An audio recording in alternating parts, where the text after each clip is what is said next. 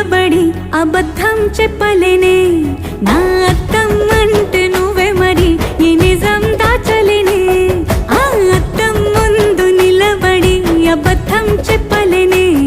నా అద్దం అంటే నువ్వే మరి ఈ నిజం దాచలేనే